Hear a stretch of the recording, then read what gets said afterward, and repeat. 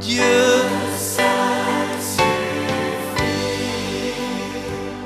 que rien ne te trouble, mon âme, que rien ne t'effraie, car tout passe.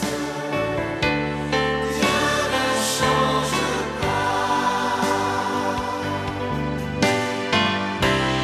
Dieu seul suffit, de tout la patience triomphe. En Dieu nous ne manquons de rien. Dieu seul suffit.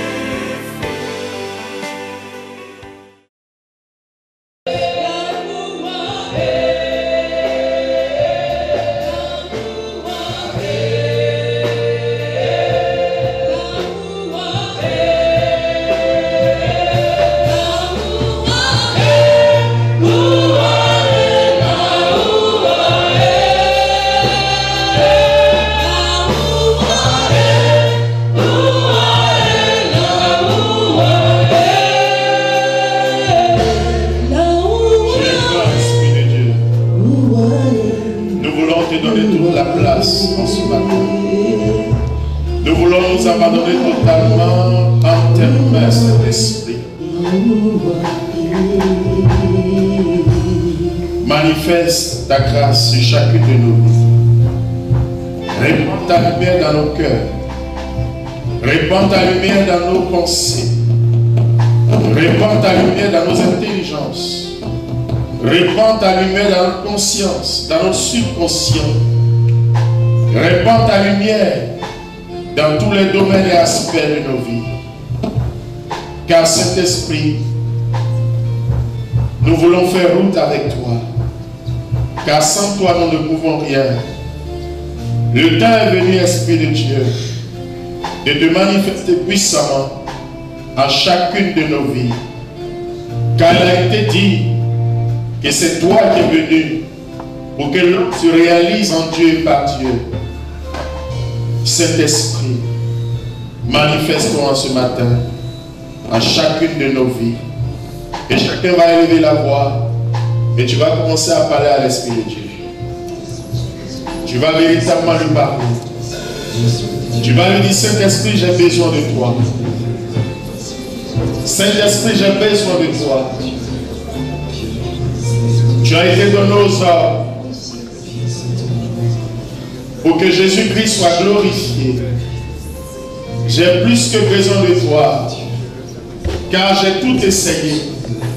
J'ai tout fait, mais je n'arrive pas. Mais je suis certain qu'avec toi, j'y arriverai. Ah, élève la voix et parle à l'Esprit de Dieu. Le temps est favorable pour que tu lui parles. Parle-lui véritablement. Expose-toi à l'Esprit de Dieu.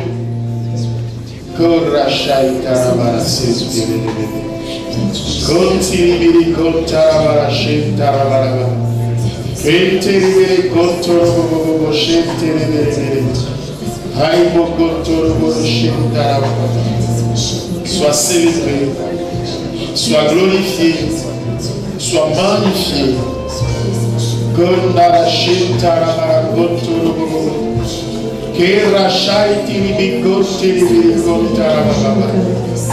Nous te célébrons, Esprit de Dieu. Gloire, louange, honneur à toi. Merci, Saint-Esprit. Gloire à toi. Alléluia. Amen. Et nous pouvons nous asseoir dans cette merveilleuse présence.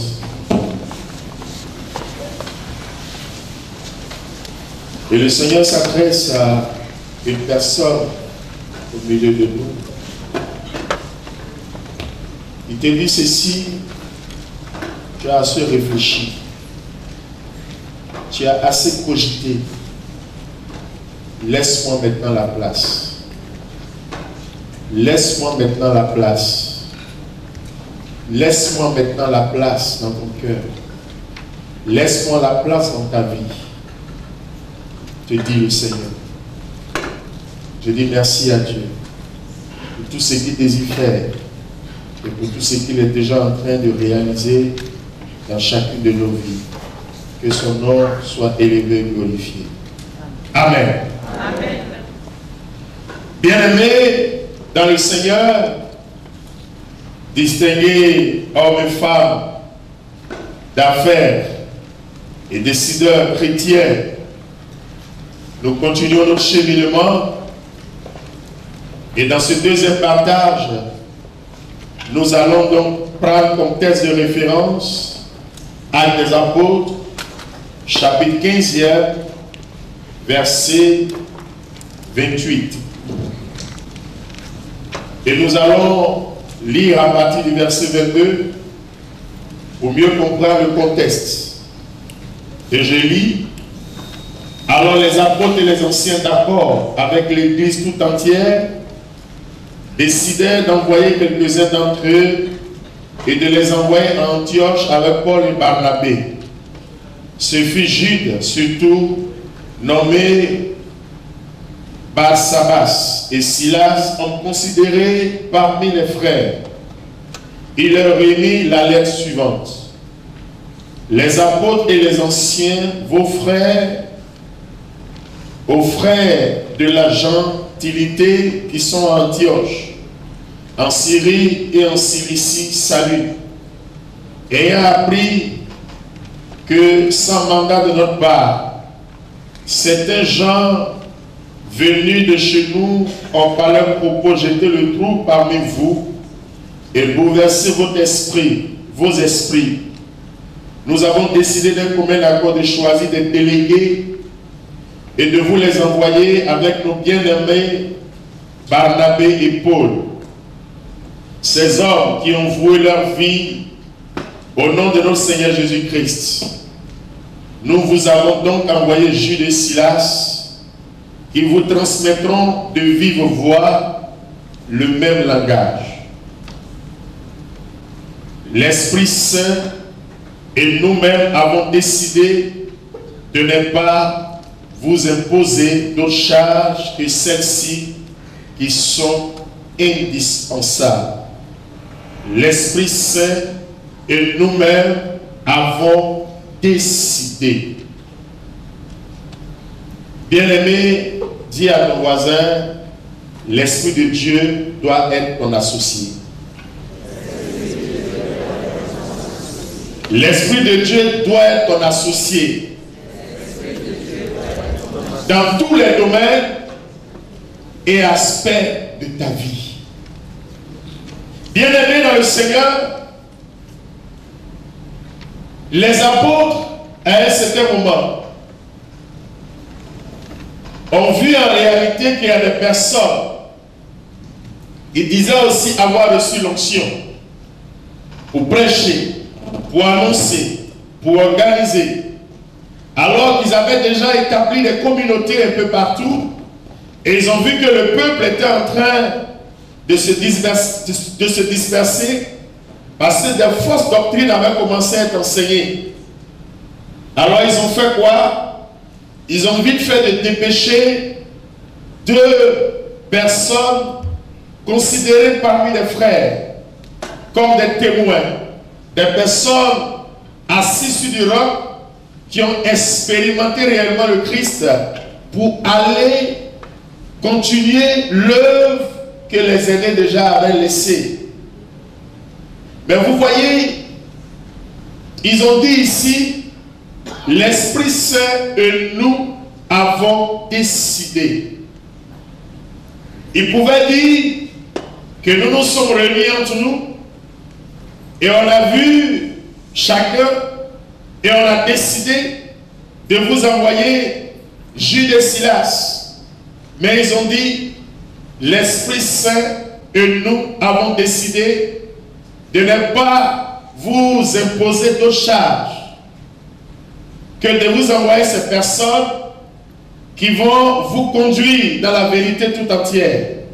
Parce que ces personnes sont elles-mêmes témoins de Jésus-Christ. Bien-aimés dans le Seigneur, distingués hommes et femmes d'affaires, décideurs chrétiens. À la fin, c'est chrétien. Alors, un chrétien doit pas faire des choses comme s'il n'était pas identifié, comme s'il n'était pas distingué. Vous voyez, bien aimé dans le Seigneur, lorsque nous prenons l'histoire du Saint-Esprit, à commencer par l'Ancien Testament jusqu'au Nouveau Testament, son rôle n'a pas changé. Son rôle est resté le même. Mais la perception de l'Esprit a été différente d'une période à une autre. Dans l'Ancien Testament, on parlait du Saint-Esprit comme une puissance, une force, donc sous la forme d'un ouragan, d'un feu, d'un tourbillon. Mais il a fallu l'enseignement de Jésus-Christ dans le Nouveau Testament pour voir en réalité qu'en dehors d'être une puissance venue par le tourbillon, par le feu, le Saint-Esprit était une personne. Aujourd'hui, tous ceux qui ont les moyens ont des associés, des conseillers juridiques pour les affaires juridiques. Tous ceux qui ont les moyens ont un associé, un conseiller dentaire. Même s'il a mal à la dent, il appelle telle dent me fait mal, je dois prendre quoi? Pour n'importe quelle affaire, il a des conseillers immobiliers et ainsi de suite. On a des personnes autour de nous qui nous conseillent dans tel ou tel domaine, qu'est-ce que nous devons faire. Et ces personnes-là sont donc des expertes en les matières. Et ces personnes-là nous guident pour que nous réussissions dans ce que nous voulons faire. C'est aussi bien. Nous devons agir ici, mais nous devons aller encore plus loin. Et Jésus, depuis son pèlerinage sur terre, a réellement montré cette image à ses apôtres. Mais il a compris en réalité que la notion, la perception n'était pas bien claire dans l'esprit des uns et des autres. La preuve, ils étaient avec Jésus. Ils ont vu des signes, des prodiges, des miracles, des conversions, des guérisons, des démonstrations de puissance, des personnes qui ont été nourries à partir de 2 pains et 5 poissons, ainsi de suite. Ils ont vu tout cela.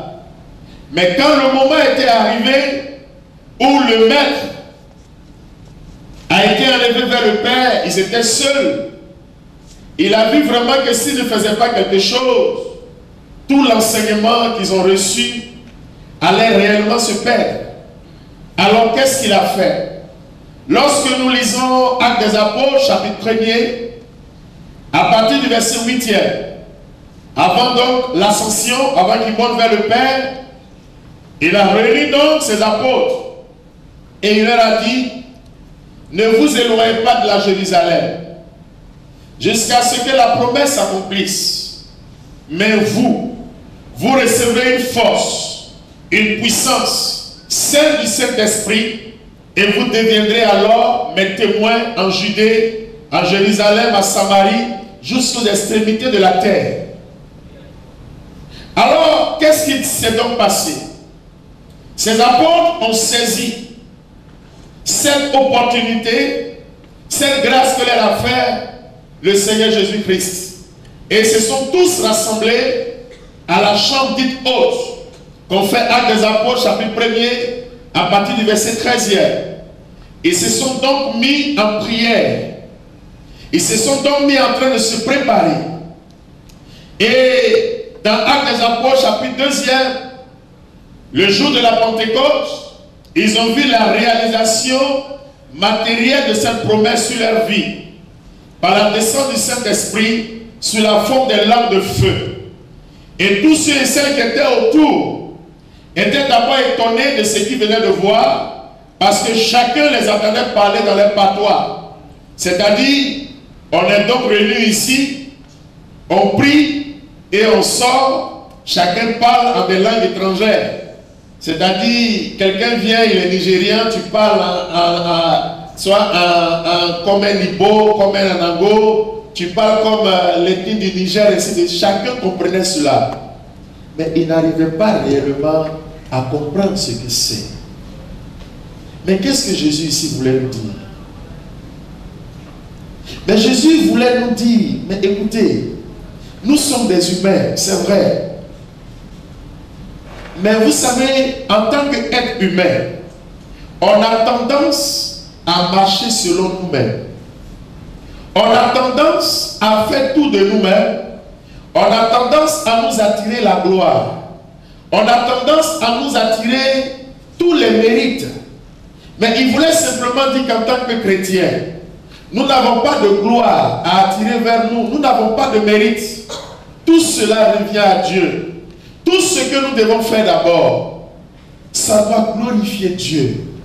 Et si cela glorifie Dieu, c'est qu'en réalité, vous êtes à la bonne porte. Mais en réalité, le Saint-Esprit est donné aux hommes pourquoi?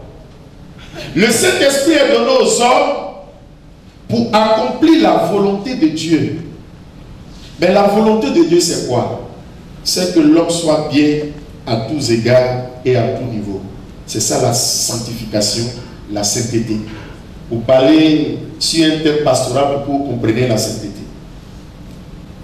La sanctification, c'est quoi? Je le résume dans le bonheur. Le bonheur, c'est tout ce qui est parfait. Donc si je travaille, que je travaille bien, je me conforme aux lois divines, je me conforme aux lois du pays, je me conforme aux lois du travail, je sanctifie ce travail et c'est conforme à la volonté de Dieu. Si dans tel ou tel domaine, je me conforme aux lois divines, aux lois nationales, aux lois dans le domaine, je marche dans la volonté de Dieu. Mais cela ne peut pas se faire sans le Saint-Esprit. Cela ne peut pas se faire sans le Saint-Esprit.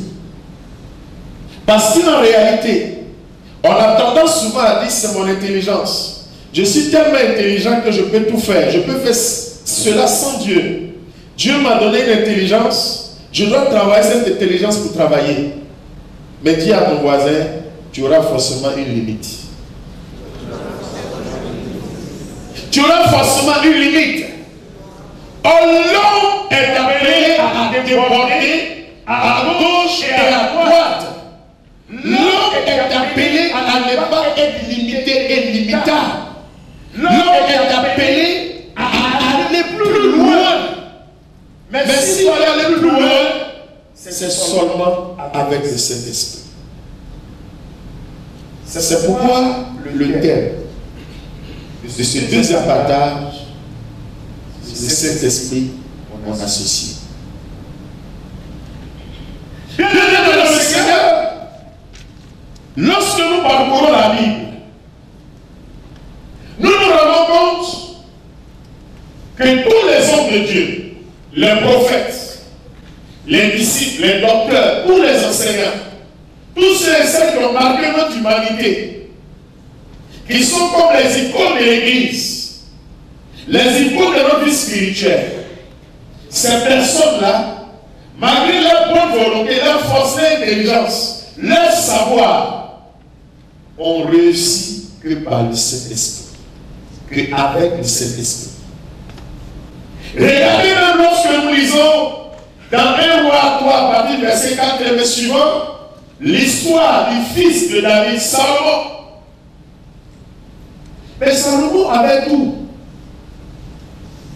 Il avait tout. D'abord, il a hérité de son père. Il avait tout.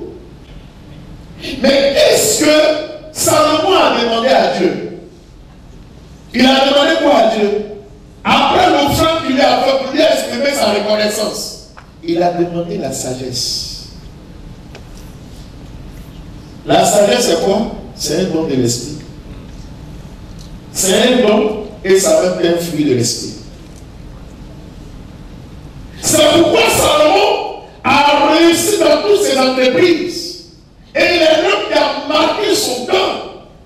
Et on continue de parler de lui. Même s'il a dévoilé après, le Seigneur n'a pas compté ça. Gravement, il dit non, c'est une erreur. Mais Salomon a agi avec le Saint-Esprit. Et lorsque nous prenons le Nouveau Testament, à partir même du baptême de Jésus, le Saint-Esprit est descendu sur lui sous la forme corporelle du colon. Et une fois c'est fut aussitôt entendre, confère Luc chapitre 3e, celui-ci est mon fils bien-aimé, en qui j'ai mis toute mon affection. Dans le chapitre 4e, la Bible dit remplie de l'Esprit, le Saint-Esprit a conduit Jésus au désert pour être tenté. C'est avec le Saint-Esprit qu'il a affronté la difficulté, qu'il a affronté l'épreuve. Et c'est avec le Saint-Esprit qu'il est sorti victorieux de l'épreuve. Pourtant, il était des conditions divines. Mais pourquoi la Bible parle du Saint-Esprit et de Jésus en même temps, mais de leur association? Pourtant, Jésus est Dieu. Il n'a pas besoin de fonctionner le Saint-Esprit. Mais si la Bible donne cette précision, c'est pour dire simplement, en tant que fils et filles de Dieu, nous ne pouvons réussir dans le plan de Dieu qu'avec la troisième personne de la Sainte Trinité qui est le Saint-Esprit. Première chose, lorsque Jésus est arrivé dans le temple, il a déroulé le livre où il était écrit, selon la prophétie du prophète Isaïe, qui a été repris dans Luc chapitre 4 à partir du verset 18. L'Esprit du Seigneur est sur moi, parce qu'il m'a conféré, ou il m'a consacré par l'onction, et il a décrit ce qu'il est venu faire. À la fin, il dit ceci, pendant que tout le monde était assis. Tous ceux et celles qui étaient sur l'auditoire le regardaient. Ils ont commencé à prêter cette sagesse avec laquelle il parlait. Les yeux étaient fixés sur lui et il dit, cette parole que vous venez d'entendre va se réaliser maintenant. Il n'a pas dit de lui-même. Mais regardez même tout le processus de son baptême. Au désert, il est venu à la Galilée. En Galilée, où une rumeur se répandait à son sujet, il est revenu donc dans le temple. La Bible précise que, rempli du Saint-Esprit, Jésus posa quel acte? Dis à ton voisin, assieds-toi bien. Parce que nous, les intellectuels, nous avons des problèmes sérieux avec Dieu. Et c'est nous qui posons les problèmes à Dieu et à l'humanité. Parce que, on est trop intelligent, on est trop scientifique, on veut tout faire de nous-mêmes. Non, Dieu m'a donné l'intelligence. Je suis titulaire d'un doctorat, je suis titulaire de telle spécialité. Mais ça, je dois le faire, ça, je peux le faire. On n'a pas besoin de prier pour ça. Non, il n'y a aucun problème. J'ai fait telle université avec tel ami. Il est déjà ici, je l'appelle et puis on règle le problème. On n'a pas besoin de prier pour cela. Et après, on se retrouve en prison. Après, on se retrouve totalement démunis. Après, on se retrouve de l'autre côté. Face à des situations difficiles où notre intelligence nous a poussé, sans le vouloir ou sans le savoir, à nous retrouver dans la cage du diable, à nous retrouver en lien avec lui. Comme ce monsieur que nous avons rencontré, dans un moment très difficile de sa vie, il était malade, un riche homme dans notre pays. Il jouissait d'une notoriété, d'une gloire, il avait tout. Mais son histoire, il nous a raconté que quand il était couché, il n'était pas encore mort, mais les asticots sortaient de son corps. Et cela nous a raconté son histoire. Quelque temps après, Dieu l'a rappelé, mais au moins il a compris. Et depuis lors, il m'a réellement donné un déclic qui me met réellement à l'aise pour dire aux hommes et femmes d'affaires que nous sommes, aux travailleurs, que nous ne devons pas courir après les choses de ce monde. Mais si nous devons courir après les choses de ce monde, il faudrait que ça soit, nous courions derrière Dieu.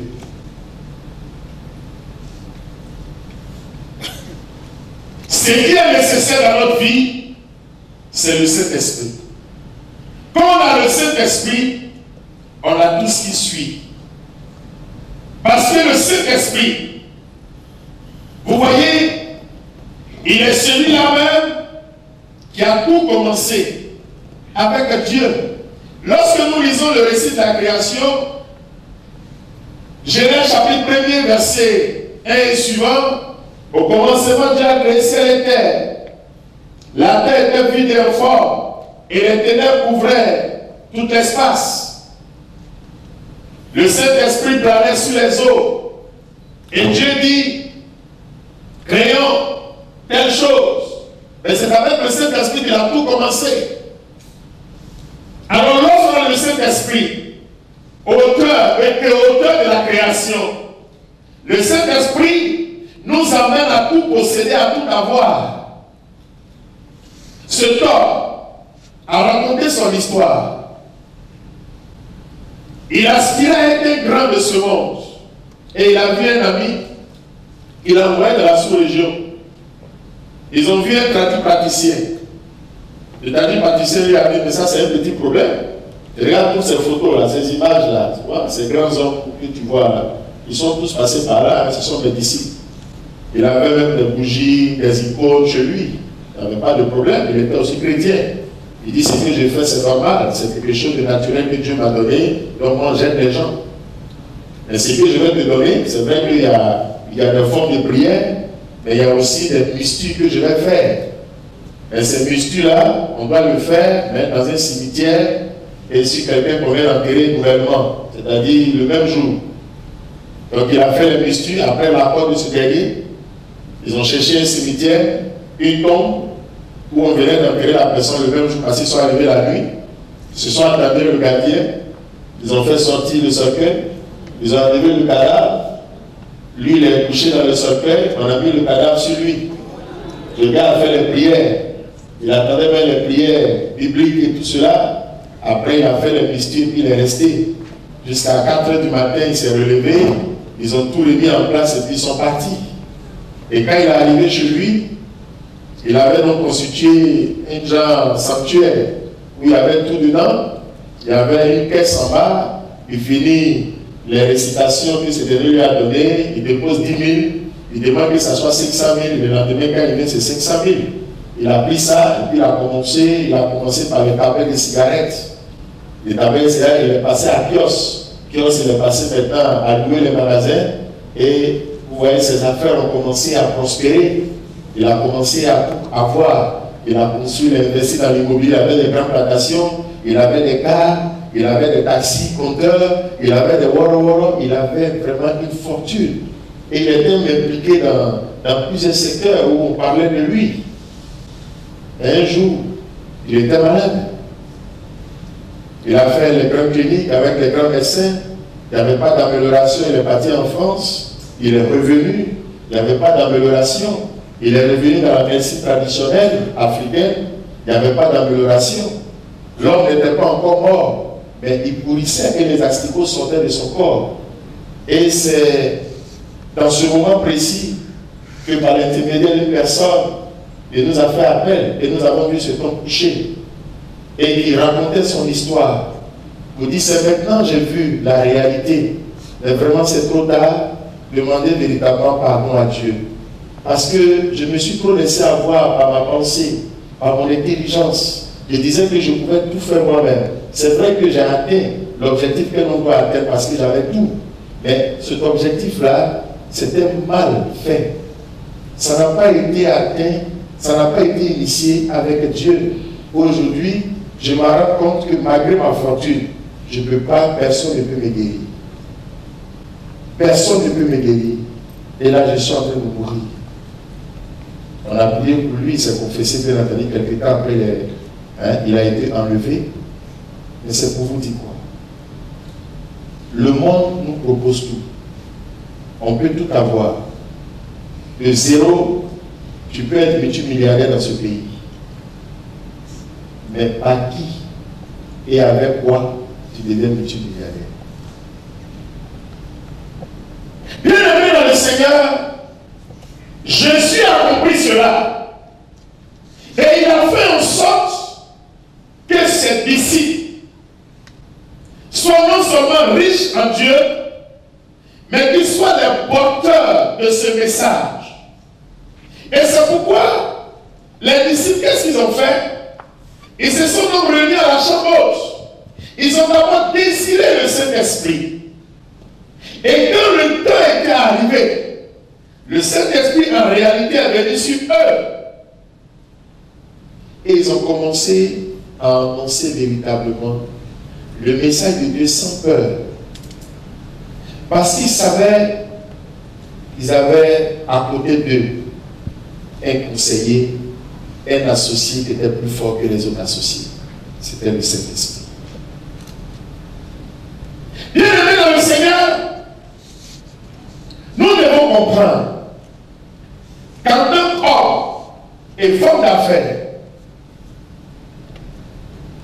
nous pouvons arriver à bon port à réaliser la vision que par l'Esprit de Dieu. À réaliser la vision que par l'Esprit de Dieu. La vision peut être, tu vas te choisir des associés, mais il faut savoir quel associé te choisir. Ce n'est pas parce que le coût de ton projet c'est 200 millions que tu sais que celui-là, il a réellement 200 millions, mais son témoignage de vie n'est pas conforme à ta vision, n'est pas conforme à Dieu. Les valeurs même ne sont pas conformes à ton identité spirituelle de chrétien. Mais comme tu cherches tout l'argent, tu vas être associé avec une telle personne. C'est vrai, le projet va démarrer, mais tu ne pourras pas arriver c'est-à-dire à bon port. Ça va s'arrêter quelque part. Parce que toute bénédiction qui ne vient pas de Dieu est suivie de chagrin. Mais quand ça vient de Dieu, elle n'est suivie d'aucun chagrin. Quelle que soit l'épreuve, Dieu mettra toujours quelqu'un devant pour nous ouvrir la porte. Quelle que soit la difficulté, Dieu mettra toujours quelqu'un pour nous aplanir le chemin. Parce qu'on a appris à marcher avec celui qui nous a promis et qui nous a donné comme défenseur, comme consolateur, comme conseiller, qui est le Saint-Esprit. Alors comment nous devons réellement marcher avec le Saint-Esprit?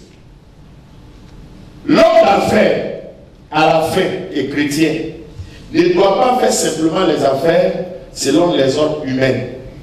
Il doit faire aussi les affaires selon les normes divines spirituelles, c'est-à-dire prière et action. Prière et action. Moi, je prêche l'évangile. J'ai aussi mes affaires.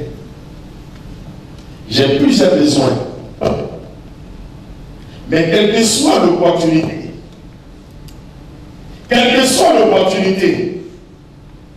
j'attends d'abord que le Saint-Esprit me dise ok, c'est bon.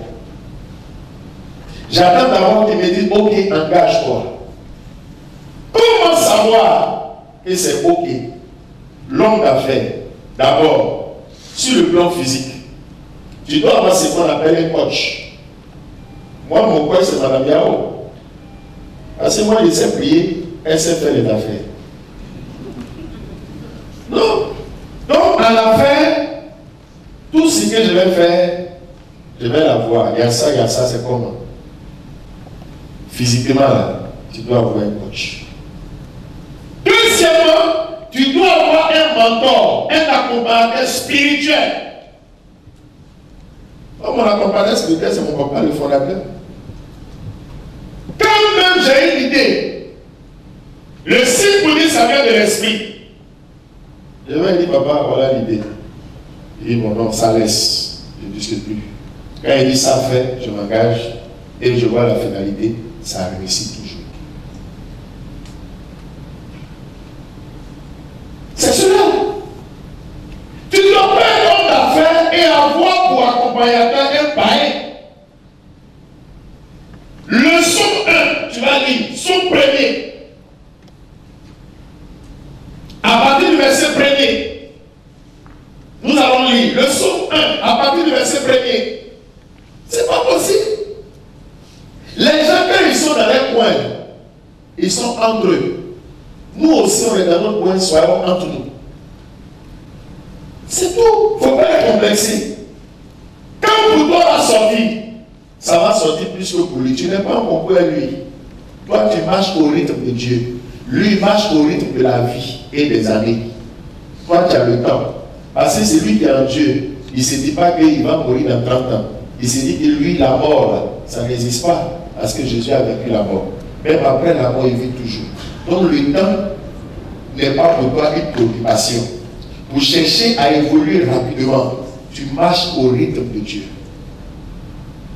C'est lui qui n'a pas Dieu, lui est pressé.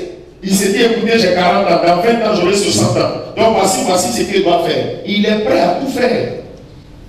Nous, ce n'est pas ça. On ne marche pas comme ça. Même à 70 ans, Dieu peut te rendre célèbre, très riche. Et il va te faire vivre qu'à 100 ans. Pour jouir un peu de cette richesse que tu as donnée. Donc, point de vue raisonnement, on ne voit pas la même chose.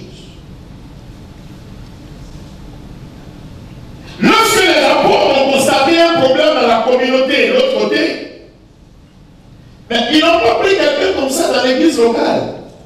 Ils ont pris un de leurs, deux de leurs, pour dire, on vous les envoie. Et ils vont vous donner un message que vous avez quelque part. Donc ce sont les accompagnateurs qui les ont envoyés pour les guider, pour les orienter, pour qu'ils soient sûrs que tout ce qu'ils sont en train de faire rentre dans le plan de Dieu. Tu vas lire Psaume 1 à partir du verset 1er. Heureux l'homme qui ne suit pas le conseil des impies. Heureux l'homme, heureux homme d'affaires, femme d'affaires, décideur chrétien, qui ne suit pas les conseils des païens. Quand il parle ici des impies, c'est des païens. C'est-à-dire des gens qui ne connaissent pas Dieu. Ou bien les gens qui connaissent Dieu, mais qui ne mettent pas leur foi en Dieu. Ils connaissent Dieu que pour la forme. Il continue. Ni dans la voie des pécheurs ne s'arrête. Ni dans la voie des pécheurs ne s'arrête. Ni au siège des railleurs ne s'assied.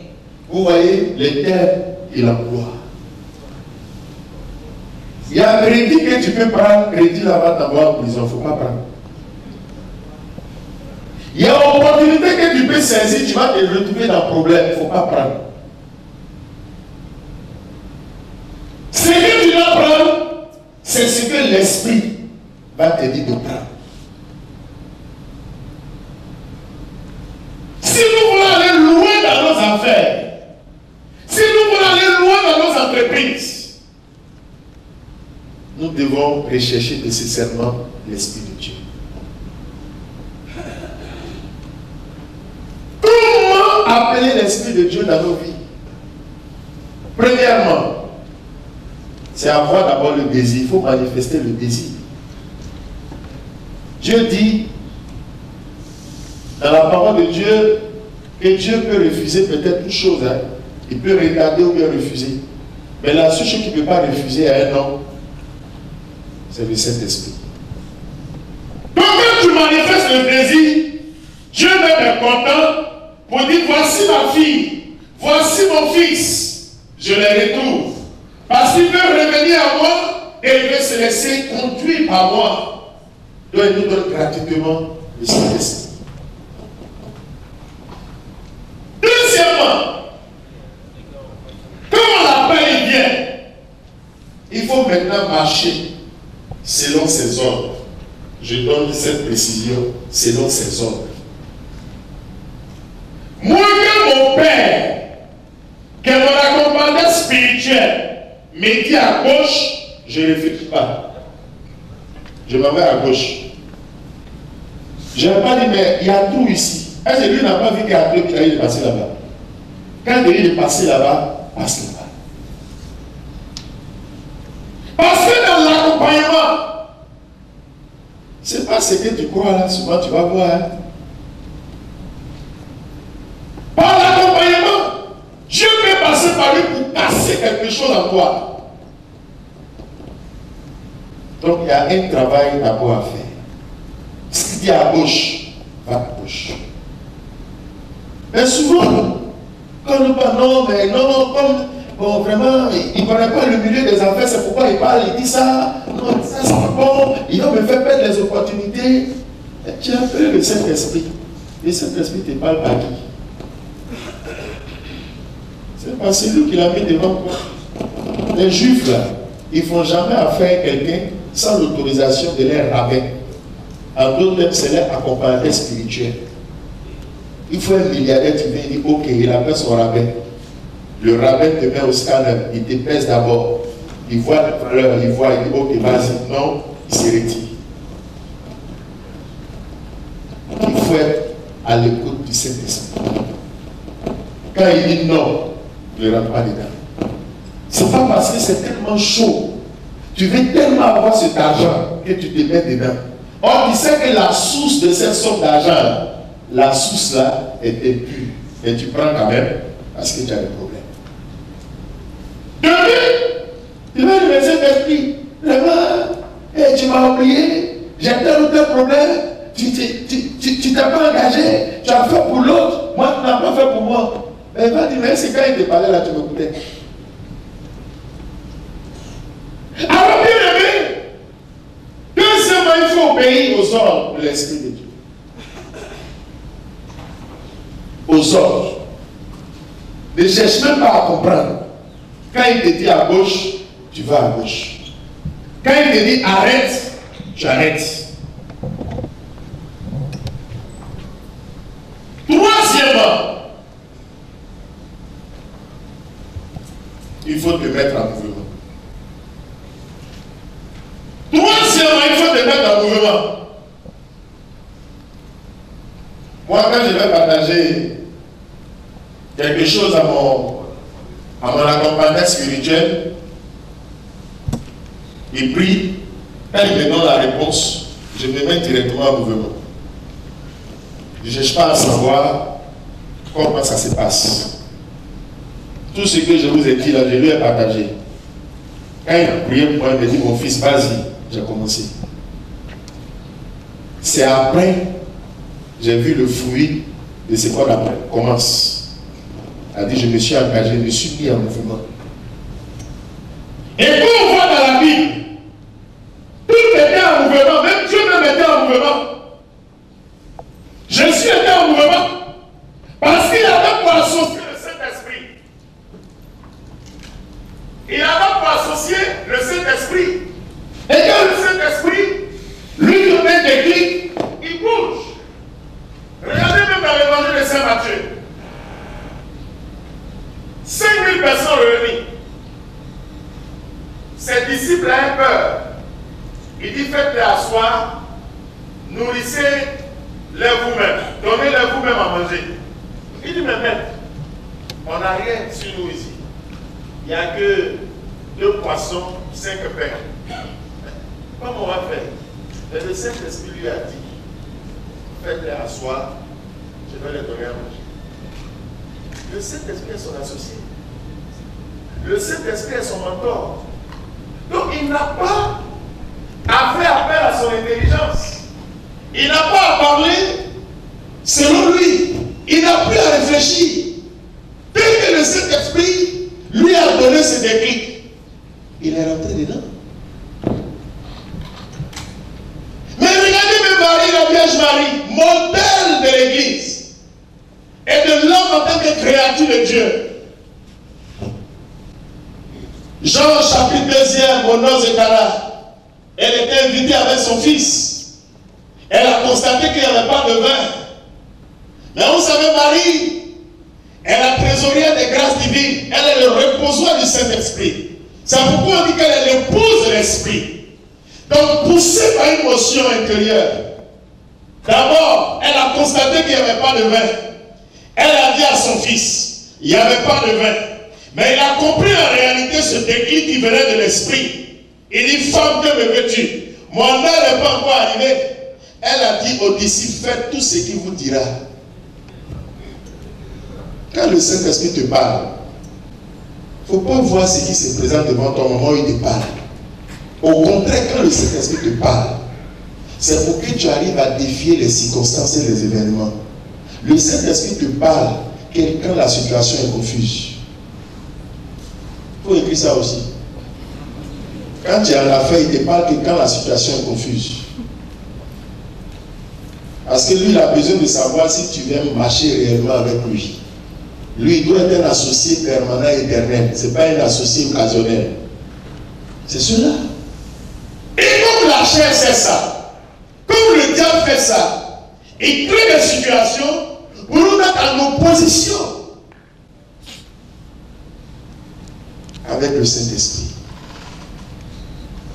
Et vous voyez, bien aimé, ce texte-là, Actes des Apôtres, chapitre 15e, à partir du verset 28, est un texte révolutionnaire pour tout chrétien, homme d'affaires, pour les serviteurs de Dieu, pour tous les chrétiens de la grande famille de Dieu, pour dire en réalité que nous pouvons réussir qu'avec le Saint-Esprit. Mais c'est une façon aussi de nous dire que nous ne pouvons rien entreprendre sans lui. Il doit être de vue au milieu et à la fin. Mais le plus souvent, c'est au milieu on l'appelle. C'est pas bien grave. Même si c'est au milieu on l'appelle, c'est vrai qu'il va nous chauffer un peu.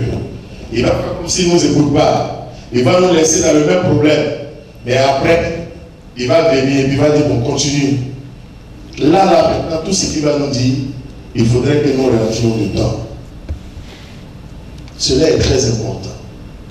Regardez comment les apôtres ont fonctionné. Ils n'ont pas fonctionné selon eux-mêmes. Lorsqu'ils sont sortis de la Pentecôte, de l'effusion du Saint-Esprit, les gens se moquaient d'eux. Pierre a pris la parole pour dire non, ils ne sont pas remplis de vin doux. Mais voici ce qui s'est passé. Il leur a raconté l'histoire en passant par l'histoire des prophètes, des premières prophéties, jusqu'à l'accomplissement. Le peuple était tellement épaté, séduit par la parole de Pierre, qu'ils ont dit, mes frères, que devons-nous faire? Il a donné la clé. 3 clés. Première clé, il dit, repentez-vous d'abord. Hier, on a fait la repentance. Toute la journée, on a fait la repentance. C'était prophétique. Deuxièmement, il dit, faites-vous baptiser au nom de Jésus-Christ. Accepte réellement Jésus-Christ dans ta vie, dans tes affaires. Accepter Jésus-Christ, c'est appeler la plénitude de l'Esprit en ta vie et dans tes affaires. Et troisièmement, ensuite, il dit en ce moment-là, vous recevrez alors la promesse du Saint-Esprit. La promesse du Saint-Esprit, c'est la promesse, les promesses de Dieu. La bénédiction à tous égards, la prospérité, l'élévation, la gloire, la domination. Et les apôtres ont suivi cela. Lorsque Pierre et Jean partaient au temple, on fait Actes des Apôtres, chapitre 3e. À partir du verset 6e, quand ils voulaient rentrer au temple, ils ont vu un mendiant boiteux qui demandait de l'argent. Ils ont dit, mais or et argent nous n'avons pas. Mais ce que nous avons, nous le donnons au nom de Jésus-Christ de Nazaréen, lève-toi et marche. Mais vous voyez, ce n'était pas la première fois que Pierre et Jean voyaient cet homme.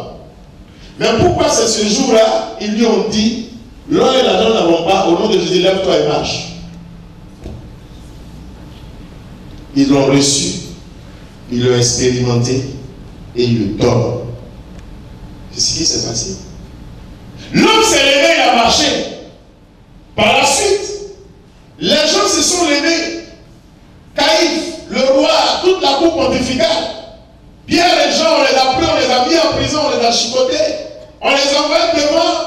la cour pontificale, le tribunal pontifical. On leur posait la question. Et ils ont constaté que Pierre était un homme sans culture, sans instruction. Mais il était rempli de l'Esprit de Dieu. Et il parlait avec conviction. Et il allait plus loin. Dans Actes des Apôtres, chapitre 4, à partir du verset 12. Après avoir dit comment cet homme et par quel moyen a été guéri, il leur a dit, il n'y a pas sous ce ciel un autre nom par lequel nous devons être sauvés, si ce n'est Jésus-Christ.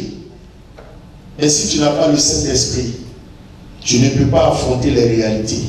Tu ne peux pas défier l'opposition. Tu ne peux pas défier le monde des ténèbres. Mais si tu as le Saint-Esprit, tu peux les défier et tu vas voir se réaliser les conséquences de ce défi, c'est-à-dire la victoire en ta faveur. À la suite, qu'est-ce qui s'est passé? Les gens se sont réunis eux-mêmes et disent, mais attends, on ne peut pas on ne peut pas vraiment faire quelque chose, mais parce que si on fait ça, tout le peuple là va s'élever contre nous. Donc essayons de les effrayer et chassons-les. Et chassons-les. Donc les gens les ont fouettés et les ont chassés. Ils les ont dit, allez ailleurs. On ne veut pas que vous prêchiez le nom de Jésus. Mais comme les apôtres avaient appris à marcher avec le Saint-Esprit, lorsque vous arrivez dans le verset 31, à partir même du verset 23, ils se sont réunis encore. Ils ont élevé la voix pour dire, mais maître, les rois de la terre se sont levés pour nous empêcher d'annoncer ta parole. Dans le verset 31, la Bible dit, l'endroit où ils se réunissent fut rempli du Saint-Esprit et ils se sont mis à annoncer la parole de Dieu avec assurance. C'est pour vous dire quoi? Dans tous les domaines et aspects de nos vies, si nous voulons aller loin, défier les oppositions, marcher sur les décrets sataniques, marcher sur le monde de ce monde des ténèbres, nous avons besoin du Saint-Esprit. Dans ma zone missionnaire, la communauté m'envoie à Koumansi. D'abord, dans le quartier où on a implanté le centre, 80% des habitants sont des bouddhistes et des rosicruciens. Écoutez-moi bien.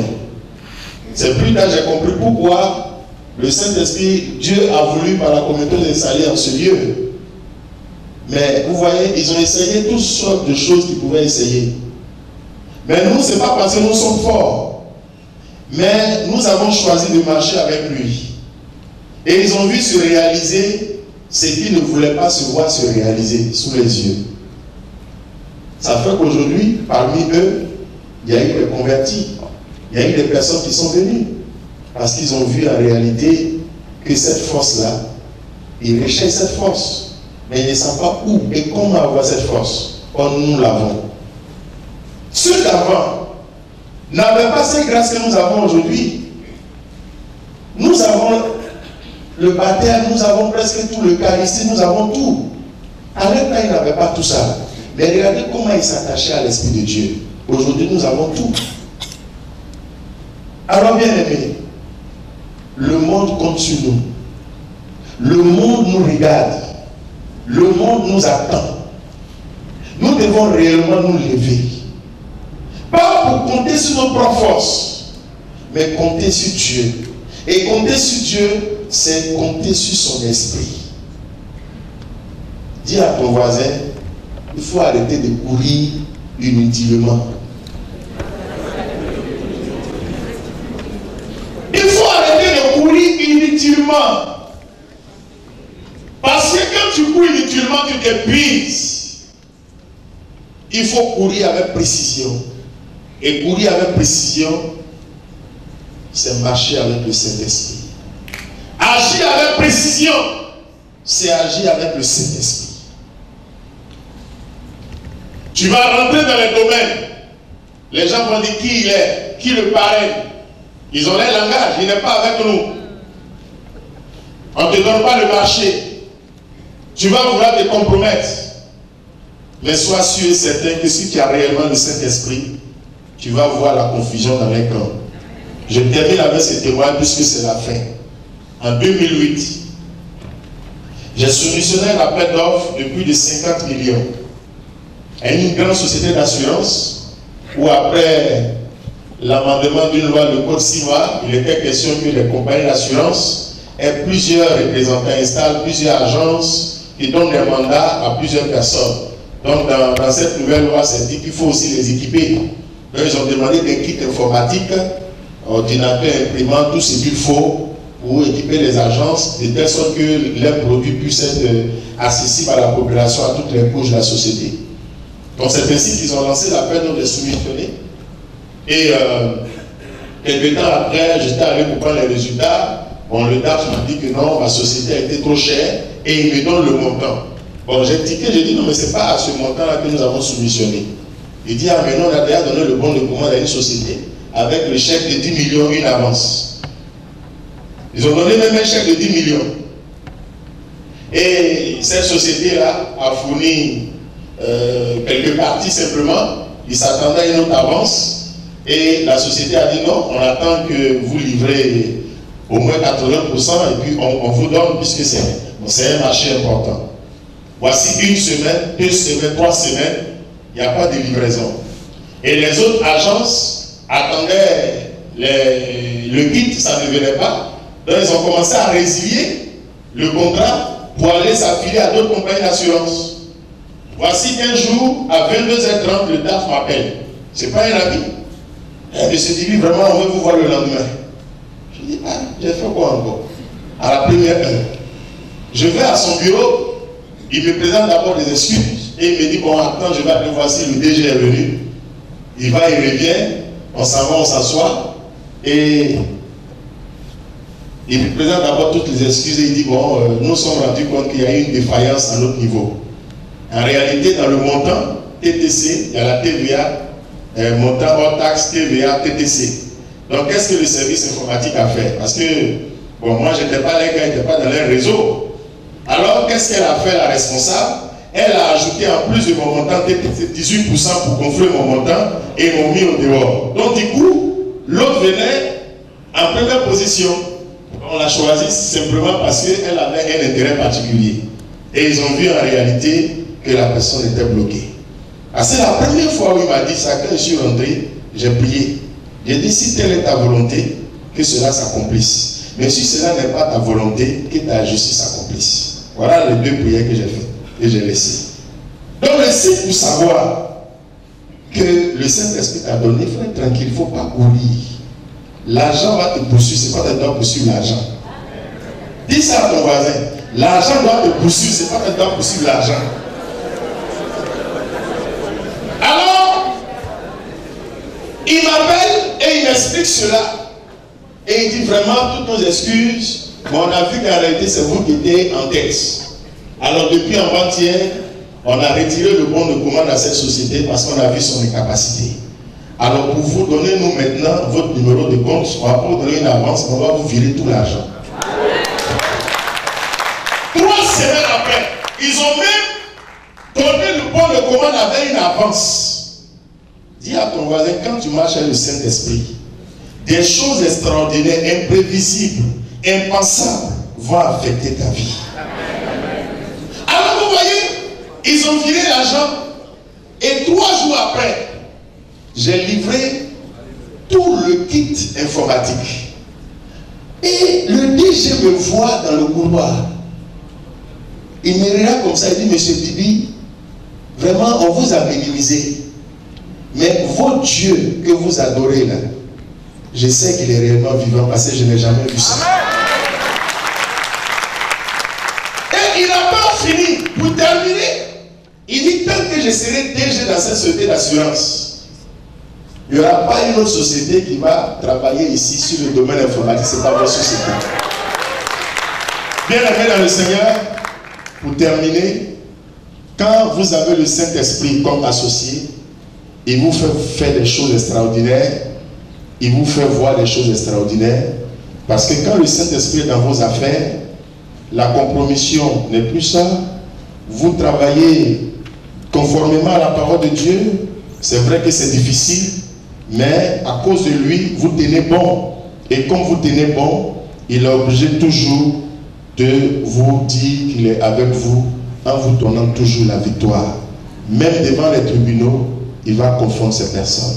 Même les personnes qui vont tout faire pour vous mettre à terre, le Saint-Esprit va les confondre parce que vous avez choisi de l'avoir comme associé. Et comme Jésus l'a eu comme associé, le diable pensait que c'était fini. Mais 3 jours après Jésus est ressuscité, il est revenu à la vie. Ces apôtres ont eu le Saint-Esprit comme associé, quelles que soient les situations. Ils se sont toujours en sortis. Et c'est pourquoi nous aussi, nous devons suivre ce chemin. Nous devons suivre ce chemin, quelles que soient les difficultés, quelles que soient les tendances, nous devons avoir le Saint-Esprit comme associé. Dieu nous bénisse.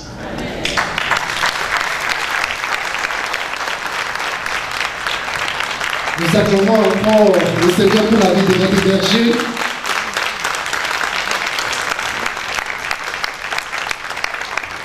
Nous disons merci au Seigneur